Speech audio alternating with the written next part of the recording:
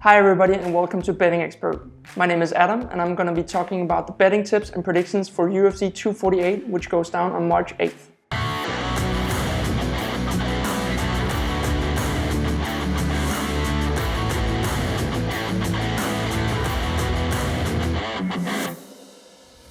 Starting off in the welterweight division, my first betting tip is for Max Griffin against Alex Oliveira. I really like Max Griffin and his odds in this fight. He's a 230 underdog with bookmakers right now. And I think he has the movement, the striking, distance control to win this fight, possibly even inside the distance. I don't really get why Oliveira is the favorite, considering he's on 3 consecutive losses inside the organization. I think he's close to being cut, and I think Griffin has all the tools necessary to win this fight. The next fight I've chosen is Danish Marco Matson against Hubbard.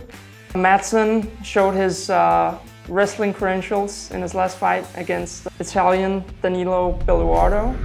Got the first round TKO finish. Hubbard is a good fighter, but he's lost in the UFC before. I think he has a style where he's kind of bent over forward with his chin up in the air. I see Matson exposing that, maybe landing a overhand right and putting his lights out. He's done it before and I think he can do it again. I like Matson at odds 145 and I would take him to win by TKO, maybe in the second round.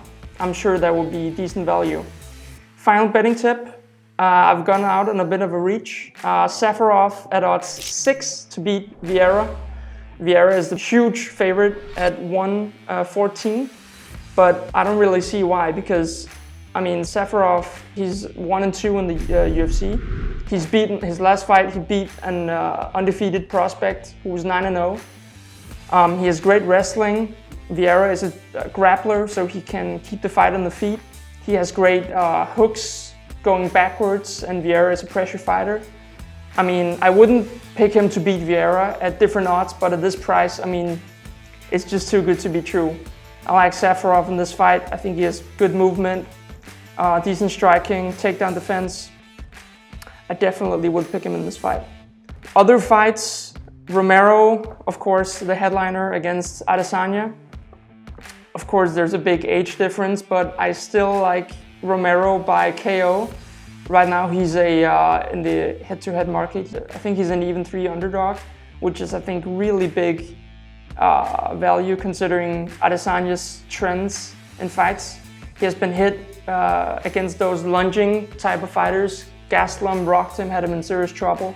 Despite his last win, which was super impressive, I still think that Whitaker found his chin at the end of his lunging punches, and I think if there's one fighter who's good at that fighting style, it's Romero, despite his age.